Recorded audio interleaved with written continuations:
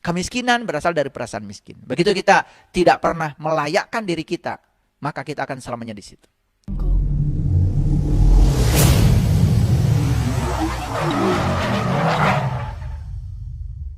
Perasaan tidak baik, perasaan negatif, berarti kita sedang mengalami ketiadaan cinta. Siapa penguasa perasaan kita? Bukankah diri kita sendiri? Jadi sekarang aneh, kita yang menguasai perasaan kita, tetapi kita ya menuduh pihak lain di luar diri kita seakan-akan merekalah yang telah menjadikan kehidupan kita seperti ini. Kan itu tidak adil, ya. Itu. Jadi apapun yang kita rasakan akan menarik orang, akan menarik kejadian, akan menarik keadaan, ya. Tergantung kita berada pada frekuensi mana. Karena yang akan kita tarik yang sama frekuensinya dengan ya perasaan kita sendiri, ya. Misalnya begini ya. Kalau kita sekarang sedang punya perasaan antusias, kita ungkapkan perasaan antusias ini, saya yakin kita akan menarik semua hal yang sefrekuensi dengan antusias. Sebaliknya ya, kalau kita sekarang sedang memiliki perasaan takut, dan kita mengungkapkan ketakutan itu lewat kata-kata, lewat tulisan, diekspresikan semua ketakutan itu, perhatikan saya, kita sedang menarik semua hal yang menakutkan dalam hidup kita. Itu semua diri kita penguasanya. Nah, jika kita dapat mengubah frekuensi perasaan kita setiap saat, awas ya, jika kita dapat mengubah frekuensi dan perasaan kita setiap saat, maka segala sesuatu di sekitar kita akan berubah pada frekuensi baru. Yuk sekarang, kenapa kita diberikan kehidupan? Makanya kalau saya punya keyakinan, ketika saya bangun pagi, tadi pagi, ya setelah saya berterima kasih kepada pemilik semesta atas kehidupan ini, ya, kemudian saya ungkapkan perasaan positif dalam diri saya. Hari ini saya akan ketemu orang yang menyenangkan, makanan yang menyenangkan, kehidupan yang menyenangkan. Saya ungkapkan semua perasaan itu dengan penuh rasa syukur. Ya. Kenapa? Saya menyadari kalau saya diberi waktu untuk hidup, waktu itu adalah saat. Dan setiap saat kehidupan kita sebetulnya diberikan kepada kita. Untuk apa? Untuk mengubah frekuensi perasaan kita. Sudahlah nggak apa-apa kalau kita punya frekuensi perasaan yang negatif di masa lalu, biarkan saja. Tapi ya kita bisa mengubahnya saat ini. Yuk kalau para sahabat sekarang punya perasaan negatif saat ini, yuk kita ubah saat ini juga. Kita ubah saat ini juga. Kita masuki frekuensi baru saat ini juga. Percaya sama saya. Kalau kita mengubahnya saat ini juga, tidak usah nanti. Maka kita akan menemukan frekuensi baru. Frekuensi baru ini adalah frekuensi yang akan menarik hal-hal baru yang lebih baik lagi ke dalam kehidupan kita. Ini rahasianya para sahabat, ini yang tidak pernah disadari. Ya. Sampai sini bisa memahami ya? Oke, saya lanjutkan dulu.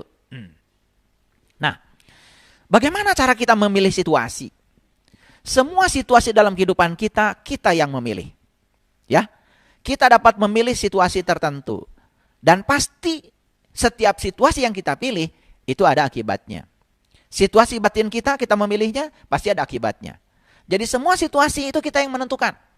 Kita mau situasi seperti apa, kita yang menentukan. Tapi jangan lupa ya, di setiap situasi yang kita pilih ada akibat yang menyertainya. Karena apa? Disitulah berlaku aksi reaksi. Berlaku hukum tarik-menarik. Saya menduduki kursi ini, kenapa? Karena saya ditarik oleh gravitasi, oleh bumi. Makanya saya juga punya akibat. Akibatnya apa? Saya memberikan gaya kepada kursi dan kursi memberikan gaya kepada saya. Sehingga resultan gaya saya itu jadi 0. Akibatnya saya bisa diam di sini. Kalau resultan gaya tidak 0, tidak aksi reaksi, tidak mungkin saya bisa duduk di sini. Karena untuk diam di sini, resultan gaya harus sama dengan 0. Bukankah saya bisa duduk di sini? Karena apa? Karena ada gaya aksi reaksi antara tubuh saya dengan kursi. Akibat apa? Akibat saya ditarik oleh bumi. Sebetulnya saya dengan bumi itu tarik menarik. Cuman karena terhalang oleh kursi, sehingga saya tidak sampai ke bumi. Ini sains para sahabat, ini sains. Jadi di alam semesta ini, aksi reaksi selalu terjadi. Ya, nah oleh karena itu maka, yuk ya, ketika ada yang negatif, sekarang ungkapkan perasaan positif, walaupun itu negatif. Dengan demikian kita bisa menarik hal positif. Tetapi sebaliknya kalau ada yang negatif dalam kehidupan kita, kita mengungkapkan perasaan negatif, kita telah menggandakannya. Banyak kan di antara kita, kalau ada kesusahan, kita curhat, hati-hati, kita sedang menambah kesulitan. Kegagalan, kemudian disebarkan kemana-mana, ditulis, di status, ya, ditulis di WA, disebarkan kepada banyak orang, kita sedang memancarkan frekuensi negatif. Ya, Saya nggak tahu, dulu saya belum tahu hukum ini, tapi saya tidak pernah mau menceritakan hal yang buruk dalam kehidupan saya pada siapapun. Saya telan aja sendiri. Bahwa sekarang saya menceritakan itu hanya sebagai contoh, bukan karena saya sedang curhat, karena saya tidak memberikan emosi terhadap itu. Ya, saya pernah mengalami kejadian macam-macam, ya. Bahkan saya mengalami ya tempat tinggal saya harus melayang karena tertipu. Saat itu saya cuma mengungkapkan perasaan positif aja. Kalau saya masih tertipu, berarti saya masih bodoh. Berarti saya harus belajar. Gitu aja. Dan saya tidak merasa kehilangan terhadap rumah itu. Kalau saya merasa kehilangan, saya menambah kesulitan bagi kehidupan saya. Dan ternyata begitu saya ungkapkan perasaan positif. Oh, kalau saya masih tertipu, berarti saya masih bodoh. Oh, berarti saya harus belajar lagi. Saya ungkapkan perasaan positif, maka ternyata ya tidak lama lagi kembali lagi kok. Ya, itu. Nah, ini ilmu penting. Ini ilmu penting. Makanya rahasia ini saya bagikan. Ya, semoga sampai 10 episode saya sudah bisa membagikan semuanya. Mungkin ada para sahabat bertanya, kenapa mesti episode-episode? Karena saya ingin memberikannya detail. Saya ingin memberikannya dengan contoh-contoh. Saya memberikannya tidak mau tergesa-gesa. Kita belajar dari alam ya. Alam itu tidak pernah tergesa-gesa tapi sampai. Lihat tuh pohon pisang. Tidak pernah hari ini ditanam, besok kemudian berbuah pisang. Ya, semua berproses. Ya, bertumbuh secara kuasi statik. Ya, besar dulu. Kenapa? Kalau masih kecil sudah berbuah pisang kan rubuh. Dia besar dulu, sudah besar pohonnya, baru dia keluar buah pisangnya. Sehingga dia punya ketahanan. Tubuhnya sudah besar dulu. Itu cara semesta mengajarkan kebijaksanaan kepada kita seperti itu. Para sahabat, ya, saat ini ya kalau kita mau nyadari, itu di atas kepala kita tuh di sana, ya, disebut saja di ruang kosong di atas kita. Coba. Bisa nggak kita menghitung ada berapa miliar liter air yang sekarang ada di sana yang mewujud sebagai kabut? Kan kita baru terkejut ketika terjadi banjir. Ketika banjir sudah terjadi kita baru sadar, wah banjir, air meluap, bukannya air yang menguap itu dari atas. Dan sekarang air tinggal di atas, wujudnya adalah kabut. Coba perhatikan, tidak pernah air dari atas tumpah sekaligus. Dan kalau tumpah sekaligus, bayangkan ya, semua pohon akan mati, semua ranting akan patah.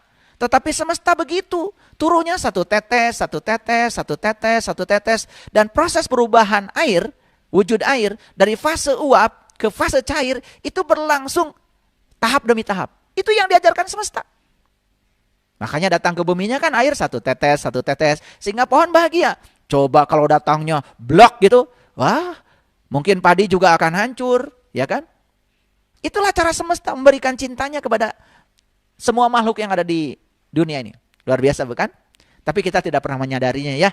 Barangkali kita ini kurang merenung aja. Terlalu sibuk ya untuk mengurusi orang lain. Kadang-kadang mengurusi diri sendiri tidak ada waktu. Pokoknya kalau orang lain berbeda dengan kita, sudah ya dianggap salah, diserang. Hati-hati para sahabat. Ketika kita protes, sebetulnya kita sedang mengungkapkan perasaan negatif. Dan semua akan kembali kepada kita. Makanya ya, saya terhadap apapun ya tidak pernah mengungkapkan perasaan negatif. Saya positifkan aja perasaan saya. Selalu positifkan ya. Bahkan kalau ada orang ya meminjam uang pun saya ungkapkan perasaan positif. Berarti ya semesta mempercayai saya bahwa saya adalah orang yang berkecukupan sehingga saya dipercaya didatangi orang itu untuk membantunya. Ungkapkan aja perasaan positif dan kita bisa membantu orang dan kita juga tidak merasa kekurangan ketika kita membantu dia. Coba ya. Seperti itu. Tapi harus ada batasan ya. Jangan jadi orang bodoh baik hati. Membantu itu namanya membantu berarti memberi pertolongan. Yang namanya memberi pertolongan berarti memandirikan orang itu. Hati-hati ya. Jangan sampai orang yang ditolong itu malah justru memiliki kebergantungan kepada kita. Kalau itu bukan menolong, itu namanya meracuni. Kita telah melumpuhkan orang itu. Jadi kalau menolong itu berarti memandirikan orang itu. Hati-hati ya. Makanya kita harus mengedukasi ya setiap pertolongan kita kepada mereka. Bukan untuk melumpuhkan mereka agar bergantung kepada kita, tetapi agar mereka menjadi mandiri. Itu yang paling penting. Ya, sekarang, ya, kita bisa memilih situasi ya. Oke, contoh yang sederhana aja tentang apa? Tentang hubungan. Hubungan itu banyak ya. Hubungan kita dengan pasangan, hubungan kita dengan anak, hubungan kita dengan masyarakat, hubungan kita dengan siapa saja. Ini saya berbicara tentang relationship, tentang hubungan. Ya, misalnya tentang hubungan. Perasaan kita akan sangat menentukan kualitas hubungan kita. Sekali lagi ya, perasaan kita akan sangat menentukan kualitas hubungan kita. Apapun perasaan yang kita ungkapkan tentang hubungan itu pula yang akan kita terima. Jadi kenapa kok hubungan saya memburuk? Itu karena perasaan kita yang diungkapkan kepada semesta itu memburuk. Contoh misalkan begini ya. Kita misalkan mengungkapkan perasaan negatif kepada atasan kita. Ini hubungan kerja ya. Kepada atasan kita. Jadi selalu aja diungkapkan perasaan negatif ya. Misalnya perasaan negatif itu kita tidak suka ketika ditegur oleh atasan kita. Kita tidak menerima bahwa teguran itu untuk memajukan diri kita. Itu berarti kita mengungkapkan, nah hubungan dengan atasan akan memburuk. Coba ungkapkan perasaan positif. Oh, atasan saya menegur saya karena cinta kasih. Atasan menegur saya karena atasan saya peduli pada karir saya. Atasan saya menegur saya karena saya harus lebih bagus, kinerja harus lebih bagus. Ungkapkan perasaan positif. Perhatikan saya, hubungan kita dengan atasan akan membaik. Demikian juga hubungan dengan pasangan, hubungan dengan anak, hubungan dengan keluarga, ya. Tergantung seberapa positif kualitas hubungan kita, tergantung daripada seberapa positif perasaan kita. Silakan ya, yang ini tidak usah saya bahas terlalu dalam. Para sahabat kan punya masalah sendiri-sendiri ya. Kenapa hubungan saya dengan pasangan misalnya terus memburuk? Coba periksa bagaimana perasaan kita yang diungkapkan terhadap pasangan. Ketika pasangan menegur kita, kita marah. Ketika pasangan menasehati kita, kita marah. Coba, kalau pasangan kita dipandang sebagai guru kita, guru kesabaran kita, bahkan saat pasangan pun mungkin ya melakukan tindakan yang kita tidak suka, marah-marah misalkan sama kita, kita pandang aja dia sebagai guru kita. Kita pandang dia sebagai orang yang diutus semesta untuk mendewasakan kita. Saya yakin, ungkapan perasaan positif malah justru akan mengubah hubungan kita menjadi lebih baik. Ya, saya berikan contoh-contoh supaya para sahabat bisa memahaminya lebih sederhana. Ya, oke.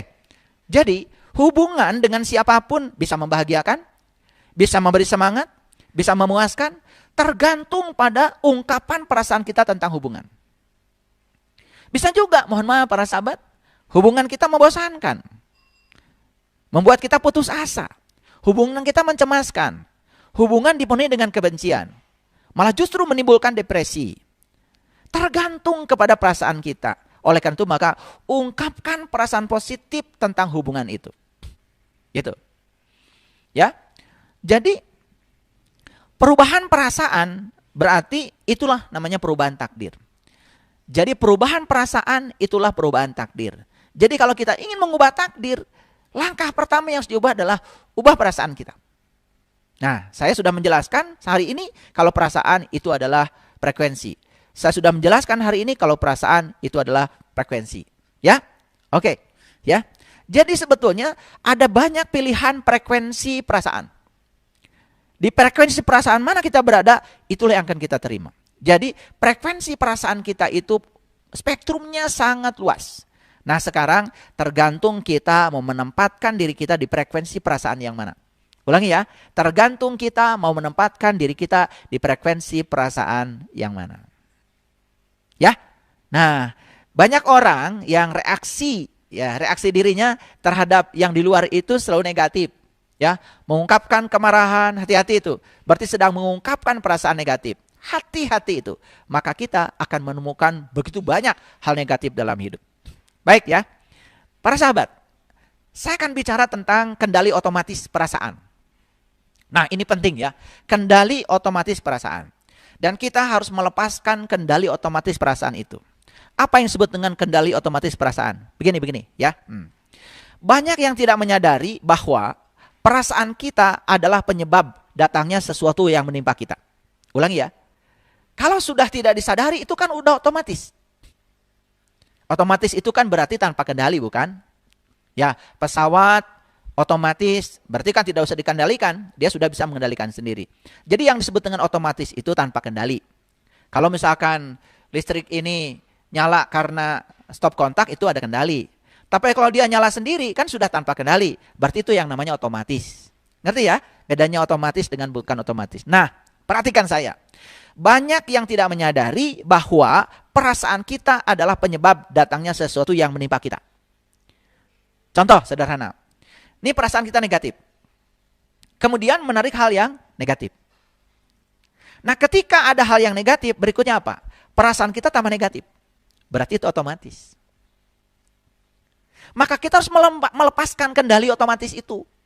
Kalau kita tidak melepaskan kendali yang otomatis itu, kita terus-menerus berada dalam penjara kenegatifan akibat perasaan kita yang dibiarkan otomatis. Ulangi ya, ulangi supaya gampang. Perasaan kita negatif, terus menimbulkan hal yang negatif. Hal yang negatif akan menimbulkan perasaan lebih negatif lagi. Kalau perasaan kita tambah negatif karena ada yang negatif, berarti kita sedang melepaskan perasaan kita dalam kendali otomatis. Akibatnya apa? Perasaan kita yang negatif akan menarik lagi hal yang negatif lebih banyak. Berikutnya apa? Perasaan tambah negatif lagi. Jadi kita akan terus-menerus berada dalam siklus yang negatif. Karena apa? Kita membiarkan kendali otomatis itu mengendalikan perasaan kita. Oke ya, bisa mengerti ya? Nah, ini yang tidak disadari. Lalu kita tidak pernah jujur untuk mengakui bahwa hal negatif yang datang kepada kita itu akibat perasaan kita. Bahkan kita tidak jujur juga bahwa hal positif yang datang dalam kehidupan kita sebetulnya akibat dari perasaan kita juga. Nah, ini ya, belajar melepaskan kendali otomatis dari perasaan. Jadi jangan dibiarkan ya kendali otomatis terus berjalan. Kita harus mengendalikannya karena kita punya kekuasaan untuk mengendalikan diri kita. Jadi tadi ketika ada yang negatif ya, buru-buru ya, ubah perasaan kita terhadap yang negatif menjadi positif. Dengan apa? Dengan cara mengubah perasaan kita. Tadi sudah saya berikan contoh ya, ketika dapat tagihan apapun atau apapun. Misalkan kita sakit. Nah, ketika sakit itu kan sebut aja sakit negatif lah. Nah, ketika kita mengungkapkan hal negatif terhadap kesehatan, seakan-akan kesehatan itu jauh dari kita, kesehatan itu bukan milik kita, maka kita akan terus sakit. Karena sakit itu sebenarnya ketiadaan kesehatan, bukan? Sedangkan yang mau hadir ke dalam kehidupan kita apa? Kesehatan. Kita tidak menarik kesehatan itu karena tidak mengungkapkan perasaan positif terhadap kesehatan, malah justru lebih banyak mengungkapkan perasaan negatif terhadap sakit. Yang datang adalah sakit, nggak sembuh-sembuh. Ya, ini harus dicermati ya, harus dipahami. Baik, saya teruskan sekarang. Ketika kita bereaksi negatif terhadap sesuatu yang terjadi, berarti kita sedang memancarkan lebih banyak lagi perasaan negatif. Setuju ya? Oke. Dan kita akan menerima lebih banyak lagi hal yang negatif. Masuklah kita pada siklus perasaan negatif. Kenapa? Karena kita membiarkan kendali otomatis perasaan berjalan. Ini harus dilatih ya, para sahabat harus dilatih. Jadi kalau gitu peringatan dari saya apa? 1. Jangan memasang perasaan pada kendali otomatis. Kendalikan perasaan secara sadar. Jangan memasang perasaan kita pada kendali otomatis. Berarti apa? Kendalikan perasaan secara sadar. Itulah pentingnya kita belajar kesadaran. Banyak yang nggak ngerti ya, belajar kesadaran, tapi nggak sadar-sadar. Malah membiarkan semuanya berjalan secara otomatis. Makanya kendalikan perasaan kita ya. Jangan memasang perasaan kita pada kendali otomatis, tapi kendalikan perasaan kita secara sadar. 1, yang pertama. Yang kedua, peringatan yang kedua. Jangan terjebak pada siklus perasaan yang diakibatkan oleh perasaan kita sendiri secara otomatis. Nah, terjebak pada siklus perasaan berarti kita membiarkan perasaan kita pada kendali otomatis. Nah, bagus kalau perasaannya positif. Nggak apa-apa, kendali otomatisnya bisa berjalan. Perasaan positif, lalu apa? Menghasilkan hal yang positif. Hal yang positif menarik lagi, menimbulkan perasaan yang positif. Perasaan positif menimbulkan yang positif lebih banyak lagi. Nah, kalau ada di siklus positif, ya nggak apa-apa sih. Biarkan aja itu otomatis. Tetapi ya, kendali otomatis perasaan ini sangat berbahaya ketika berada dalam perasaan yang negatif. Ya. Nah, jadi banyak manusia yang hidupnya terus berputar-putar dalam lingkaran tanpa tujuan. Nah, kapan kita berputar-putar dalam lingkaran tanpa tujuan? Ketika kita membiarkan perasaan berada pada kendali otomatis. Nah, ini kenapa saya tidak berikan sekaligus ilmunya pelan-pelan para sahabat? Karena apa? Ini hari ini saya bicara ini, praktekkan dulu. Bahkan ada yang bilang sama saya, katanya terlalu cepat kalau saya memberikan ini seminggu sekali. Ya nggak apa-apa ya. Saya berikan setiap seminggu sekali, tetapi latihannya terus-menerus ya. Jadi jika perlu ulang-ulang ya. Jadi hidup menakjubkan bagian 1, bagian 2, bagian 3, ulang-ulang ya. Kita udah masuk ini bagian yang keempat. Oleh karena itu, saya sangat senang sekali kalau para sahabat semua mempraktekkan ini. Dan para sahabat akan mengalami kehidupan yang spektakuler. Hidup ini benar-benar menakjubkan kalau kita tahu rahasianya. Ya, gitu. Makanya miskin berasal dari perasaan miskin. Kemiskinan berasal dari perasaan miskin. Begitu kita tidak pernah melayakkan diri kita, maka kita akan selamanya di situ. Contoh sederhana lah. Saya iseng-iseng mewawancarai orang yang kerja di tempat saya. Ada yang kerjanya tukang tembok. Saya tanya, sejak kapan kamu jadi tukang tembok? Ya sejak muda. Sekarang umurnya sudah 56 tahun, masih juga tukang tembok. Terus saya tanya, ya, apa kamu tidak mau misalkan jadi mandor? Apa kamu tidak mau misalnya jadi pemilik rumahnya gitu, ya, yang membayar tukang tembok? Dia mengatakan apa pada saya? Ya, saya mah cukup segini juga, saya bersyukur. Nah, jadi memang dia hanya melayakkan dirinya jadi tukang tembok, selamanya akan jadi tukang tembok. Kalau dia mau memantaskan diri jadi mandor aja, mungkin sudah naik kelas. Apalagi dia memantaskan diri jadi pemilik rumahnya, mungkin naik kelas. Jadi sebetulnya kemiskinan berasal dari perasaan miskin. Karena dirinya sendiri ya yang menarik itu. Nah, dirinya sendiri yang menarik itu. Like attracts like. Jadi saya lalu menemukan jawaban dari situ. Ya sudah. Ya, ada juga saya mewawancarai orang yang jadi mandor. Ya, gajinya lebih besar sedikit ya dari itu. Tapi dia berbeda cara berpikirnya. Kemudian dia mengatakan, ya saya nggak mau ya terus-menerus seperti itu. Ya, capek Pak, karena saya udah tua. Yang saya ingin ya penghasilan saya meningkat seiring dengan proses penuaan saya karena saya tidak mampu lagi untuk ngangkat-ngangkat yang berat itu. Ternyata begitu perasaan dia diubah, dia juga berubah keadaannya. Makanya saya sering mengatakan ini, kalau saya ngasih kuliah entrepreneur ya di perguruan tinggi, saya sering mengatakan begini. Syarat untuk menjadi orang kaya itu harus malas. Wah, terkejut tuh mahasiswa. Syarat untuk menjadi orang kaya itu harus malas. Dikiranya malas yang saya maksud itu tidak usah melakukan apa-apa kemudian kaya, bukan. Contoh ya, malas lah ya kalau harus ngangkat-ngangkat semen, malas kalau harus pegang cangkul, berarti harus jadi pemiliknya, itu maksud saya. Ya, itu maksud saya. Jadi malas untuk mengerjakan yang keras-keras. Bagaimana caranya? Ya, penghasilannya besar tetapi tidak berada di posisi itu. Ya, bukan berarti menyepelekan posisi yang lain, tidak. Semua orang juga sama pentingnya. Tapi ini dalam rangka mengubah nasib. Makanya saya bilang untuk menjadi orang kaya itu harus malas, ya kan? Coba ya, mohon maaf ya. Orang yang kerja di bangunan itu jam 8 masuk, jam 4 baru selesai. Dan sepanjang waktu dia bekerja terus-menerus. Dan kalau dia bekerja dapat uang, tidak bekerja tidak dapat uang. Tapi pemilik real estate-nya kan jalan-jalan. Pemilik real estate-nya kan terbang kemana piknik gitu. Sementara kan rekening dia nambah terus. Nah, itu maksud saya. Karena dia sudah tahu rahasia itu. Ya, untuk menjadi orang kaya itu harus malas. Dibuat apa ya? Jadi orang kaya tapi semua dikerjakan sendiri. Betul nggak? Duitnya banyak. Nembok sendiri, masang bata sendiri, ya ngangkat-ngangkat semen sendiri. Itu kan menyusahkan diri sendiri, ya, gitu. Nah, ini hal-hal dasar yang harus dipahami oleh kita semua. Jadi, banyak manusia yang hidupnya terus berputar-putar dalam lingkaran tanpa tujuan. Nah, kenapa? Karena dia itu tidak tahu, tidak mempelajari. Makanya betul ya Nabi Muhammad mengatakan tafakur sejenak itu jauh lebih mulia daripada sholat sepanjang malam. Karena apa? Kalau sholat pun kita tidak mengerti tujuannya, tidak tahu rasanya, tidak tahu ya cara melakukannya dengan baik. Jadi sholat itu kemudian tidak menjadi instrumen yang bisa mencegah seseorang dari perbuatan keji dan munkar. Jadi banyak juga kita melihat contoh ya, sudah melakukan itu ya, tetapi dia juga tidak bisa ya mencegah dirinya dari perbuatan-perbuatan yang tidak baik. Itu artinya berputar-putar tanpa tujuan. Nah, yang paling berbahaya itu adalah berputar-putar tanpa tujuan. Dan orang yang berputar-putar tanpa tujuan, bahayanya dia merasa seakan-akan dia sudah pergi jauh. Padahal nggak kemana-mana. Itu yang paling berbahaya ya. Sehingga akan terjebak menjadi orang yang tidak tahu, tetapi dia tidak tahu bahwa dia tidak tahu. Puncaknya menjadi orang yang sok tahu. Diberitahu tidak mau tahu. Kalau ngomong seperti yang paling tahu. Padahal dia tidak tahu. Cuma dia tidak tahu bahwa dia tidak tahu.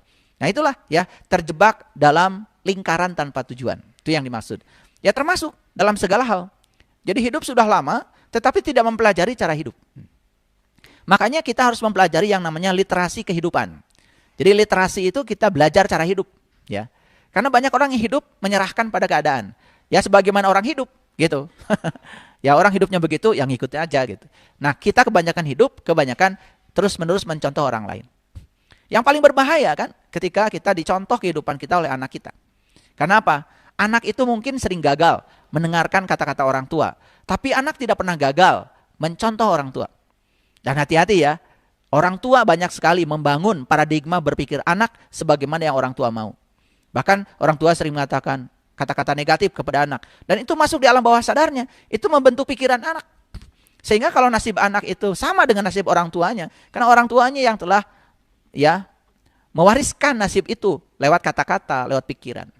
Kan orang tua sering mengatakan, nah hidup itu susah dan penuh perjuangan. Kenapa sih tidak diganti sama anak hidup itu mudah dan menyenangkan? Kenapa tidak diganti dengan itu? Daripada kita mengatakan hidup itu susah dan penuh perjuangan, lebih bagus kan dikatakan hidup itu mudah dan menyenangkan. Nah, padanan katanya diambil yang lebih positif. Ya, itu. Nah, jadi ketika kita tidak punya uang misalkan. Contoh tidak punya uang. Ya. Kita tidak punya uang. Kemudian kita tidak nyaman ya, gara-gara tidak punya uang. Saya mau nanya pada para sahabat. Tidak nyaman perasaan positif atau negatif? Negatif kan? Oke. Apa yang terjadi? Kita tidak sadar sebetulnya yang menyebabkan tagihan membengkak itu perasaan negatif kita. Gara-gara tidak punya uang, perasaan kita negatif. Coba kita belajar mempositifkan perasaan walaupun uang mungkin sekarang belum kita miliki. Apalagi ketika kita bisa bersyukur di tingkatan syukur ya. Tingkat syukur. Belajar bersyukur terhadap yang belum terjadi. Kalau bersyukur terhadap yang sudah terjadi, yang sedang terjadi gampang. Belajar bersyukur terhadap yang belum terjadi. Gimana caranya? Merasakan seakan-akan yang belum terjadi itu sudah terjadi sekarang. Ini bukan halusinasi. Bukan. Tetapi ini imajinasi. Ini visualisasi. Belajar merasakan, membesarkan rasa kita. Daripada kita merasa tidak nyaman kan negatif. Itu yang menyebabkan tagihan semakin membengkak. Berikutnya apa? Akan ada kejadian yang menguras uang kita semakin dalam. Dan perasaan kita harus diubah. Dan kita banyak yang tidak mengakui bahwa sebenarnya tagihan membengkak itu karena perasaan kita terhadap uang itu negatif. Nah, ketika kita bereaksi negatif tentang tagihan, misalkan yang tadi, berarti kita mengungkapkan perasaan negatif yang lebih besar tentang uang. Dan akan lebih banyak lagi menimbulkan keadaan negatif tentang uang. Makanya kita berkelindan di situ terus, di situ terus, ya. Tidak keluar dari situ. Ini harus dirubah ya perasaan kita. Setiap detik adalah peluang untuk mengubah hidup kita dengan cara mengubah perasaan kita. Tak peduli sebelumnya seperti apa. Udah, yang sudah lewat, perasaan kita seperti apa, udah lupakan aja. Dan sekarang kita bisa mengubahnya. Gimana caranya? Masuklah ke frekuensi yang berbeda. Maka hukum tarik-menarik akan merespon kita di frekuensi yang berbeda. Ya? Oke. Kita selama ini diajarkan untuk menyesali kesalahan. Saya mau menyitir satu perkataan dari Neville Goddard. Neville Goddard ini adalah seorang pemikir, ya. Seorang filosof, ya. Nah, saya akan bacakan yang aslinya dari Neville Goddard. Dia mengatakan begini. Jangan membuang waktu sedetik pun dalam penyesalan. Karena menyesali kekeliruan di masa lalu sama saja dengan menularkan kembali kesalahan itu pada diri sendiri. Jadi, menyesali kekeliruan di masa lalu sama dengan menularkan kembali kesalahan itu pada diri sendiri. Ini Neville Goddard, seorang pemikir. Nah, sementara kita akan diajarkan untuk selalu menyesali kekeliruan kita. Nah, ketika kita menyesali kekeliruan kita, berarti kita terus-menerus berada di frekuensi yang negatif. Apa yang terjadi? Kita sedang menularkan kembali kesalahan masa lalu itu ke dalam diri kita sendiri. Jadi kita sebetulnya sedang mengundang kembali kesalahan masa lalu itu untuk terjadi dalam kehidupan kita. Oleh karena itu, ya orang-orang neuroscience mengatakan, rasa bersalah itu ternyata negatif. Oleh karena itu, kita harus mengakui bahwa kita telah melakukan kesalahan, tapi jangan sampai kita tinggal di rasa bersalah itu secara terus-menerus. Karena kita akan menarik kesalahan-kesalahan yang sama. Karena kita, karena di sini akan berlaku hukum tarik-menarik. Jadi daripada begitu, sudah rubah diri kita ke frekuensi perasaan yang positif, itu sudah masa lalu, kita sudah menerima akibat dari kekeliruan yang kita lakukan, kita sudah menerima akibatnya, kita sudah merasakan akibatnya, sudah stop, itu sudah masa lalu. Jadi kita ubah perasaan kita lebih positif saat ini, supaya ke depan kita akan mendapatkan keadaan yang lebih positif. Ya. Nah, bagaimana dengan orang-orang yang suka membuat dalih? Ini dalih ya. Ini sumir sekali karena banyak